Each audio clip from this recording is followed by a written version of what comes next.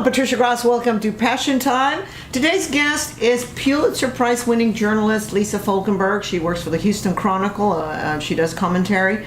And she started out as a reporter, but we're going to ask her first, how did you find your passion? I think that, writing is something that I've always loved to do, and it is... I give a lot of credit to teachers along the way when I was young who kind of steered me toward it. I don't come from a home where, my parents didn't go to college and there weren't a lot of books in my house. So one thing that was really special to me was that we had this really old dusty set of World Book encyclopedias, and from 1968. So it's, wow. I used to have those too. Really? Wow, yeah. I didn't know if we got them through some kind of... and that one. Yeah. But so when I had a question that my father couldn't answer, he'd go over to the encyclopedias to look it up, and maybe the answer wasn't in there because it was, here we were in the 80s and it was the 60s. Right. But the act of seeing him go and look it up was really validating. That being curious is a good thing, and that somewhere there are answers. And so when I got to high school and I took a journalism class, and I realized that I can. People, somewhere there's a career that somebody will not only pay me to write, which I love, but to ask questions and find the answers. And yes, to pay me to be curious, I thought, this is for me. And it's a fulfilling job. I mean, this is a hard time in journalism right now. Tell me about it. But it is, if you can find a job where you feel meaning, that you can derive meaning from that. And I love my children, I love my family, and I get so much meaning from the love in my life. But really, this is kind of like a second love for me. Sure. What I do, touching people's lives. Yes. Touching people's lives and making a difference. And well, let me ask you, I'm very interested in your background, because your dad was a truck driver, your mom was a homemaker, and yet they had a major influence in your life as a journalist. What are the most important lessons they've taught you that made you a better journalist? Right. I think that the thing about the curiosity, but for me, a really big role model in my life was my dad. I mean, in a good way and a bad way, I watched him go to work every day for 40 years doing a job that he did well, but that he didn't find that much meaning from. Right. I mean, he did it to support us. To support the family. And I appreciated the hard work. That's a lesson that I got from him. A job well done, no matter what you're doing. Yes. But at the same time, I remember watching him and thinking, someday I'm going to have a job that I don't just do to support my family. I'm going to love what I do. And that is a way that I can honor. I see it as a sacrifice, what he did for us. That is a way that I can honor his sacrifice, is saying, you raised a daughter who not only went on and had a successful job, but has a job that she loves. Exactly. Now, you won the Pulitzer. I'm sure your life changed radically after that. How did it change? Well, not today, but most days I dress better. That's funny because, people start to see you differently. They start to see you as some kind of celebrity, or that there's I've never been interviewed by a Pulitzer winner or something before. And suddenly you don't know, you may end up on TV that day, or you may have to go speak something. Yeah. So normally I dress better than I used to. Journalists usually schlep around and, whatever, which I did today. I don't want to win a Pulitzer then. But, that superficial stuff is really the big... otherwise, I'm doing the same job that I did. I guess I'm thinking more ambitiously. I'm thinking, maybe I want to write a book at some point. Maybe I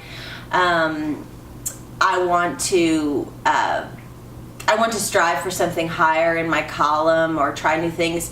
But the power of it, and I wrote about this in a column right afterward, is that people take you more seriously, when you call up, especially if somebody you're trying to interview is in New York or Washington, they may not pay much attention to you. But now maybe I'm finding that somebody will Google me really fast and see, I'll give you the time of day because you have this little label. It makes my life a little easier in a way. Right. The best experience you've had as a journalist and the worst experience? That's an interesting question. Because maybe winning a Pulitzer isn't the best experience. I don't know. I think the best experience, writing this column is not something I wanted to do, I will say. Really? And yeah, the former editor of the paper, Jeff Cohen, called me up one day and said, would you like to write a column? And I said, no. Really, why? Why wouldn't you want Well, because I enjoyed being a fly on the wall. I enjoyed being a reporter. I didn't want my face in the paper and people think they know me and send me hate mail and and what did I even know about Houston? I hadn't lived here when I was working in Austin when he called, and I lived in Dallas and near San Antonio, and but I didn't know anything about Houston, and so it was overwhelming. It was frightening. It was risk taking, and I tend to be a person who doesn't do too much, doesn't embrace that. But I did it, and he was right. It is the best job at the paper because you have the power to really make a change. A lot of great reporting does, but as a columnist, you can kind of get angry. You can put some passion into it, and it's reporting with passion. Basically, is a good way to describe it. You feel like you really made a difference. I mean, a man that I wrote about in those Pulitzer columns, Alfred Dwayne Brown, he had a strong case before I started writing about him, but I think that the exposure that I put on his case, helped, and he walked out of. And you were there when he walked out? Yes, he walked out, and he had been on death row. Someday going to die for this crime that How many years was he said he didn't commit. In prison for something he didn't commit. A decade. A decade. And so he walked out, and that was a wonderful moment. And it's actually kind of a strange moment as a journalist, because I saw him walking out. He's hugging all of his friends and family, and in my head I thought, I'm a journalist. I'm a reporter here. Should I hug him? Right. And when he looked at me and he came toward me, I thought, this man could have died for something that he didn't do. I'm going to hug him. Good for you. Good for you. As a columnist, I think I can kind of cross that line. You can do that. Well, I cross that line. But I, because I'm too emotional, I can't. People start crying, I just start crying with them. I can't help myself. But so that experience was a great one. What about the bad experience? Have you ever had a bad experience as a journalist? I know you get a lot of hate mail. Oh yeah, but I would say, how do you get a thick skin with that? Right. I don't have a thick skin. I would say that has never really gotten me down. Okay. When I make an error, it gets me down. Right. I mean, it's you made really a mistake, making a mistake is kind of I used to have nightmares about that. I think me too. The worst experiences are just not making deadline, just failing in some way, and waking up at 2 a.m. and realize that you made. I think the worst mistake I ever made, close to it, was I wrote a column, just a scathing column, about a DA in Williamson County who had kept an innocent man, Michael Morton, in prison for longer because he just wouldn't admit to the mistake. He wouldn't test the DNA. Mm-hmm. And so I wrote this column just criticizing him, and his name was John Bradley. And the next day, it's in the paper, and I get a call from the defense attorney who had worked on Michael Morton's case. He's like, Lisa, it's a great column.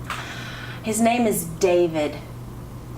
No, I'm sorry, I messed it up. His name is John Bradley, and he said his name isn't David Bradley. That's his brother. Oh no! And so I had written an entire column calling him David when his name was John, and I had written more about his brother, who also has issues. He's on the state board of education, and so in my mind, it's like you call your kids the wrong name. Sure. In my mind, I just had called them the wrong name, and no editor caught it, and there it was. And don't you feel silly when you do something like that? Oh yeah. So you can fix things online, but still, it's forever like that in print, and so that's the worst. How you get a thick skin is, I think, just doing something over and over and over. I mean, it took me a few years not to really care, to be able to differentiate between the constructive criticism, the constructive criticism, and those who were just out to, just troll and haters. the haters. Yeah. And you just learn. And there's a lot of them out there.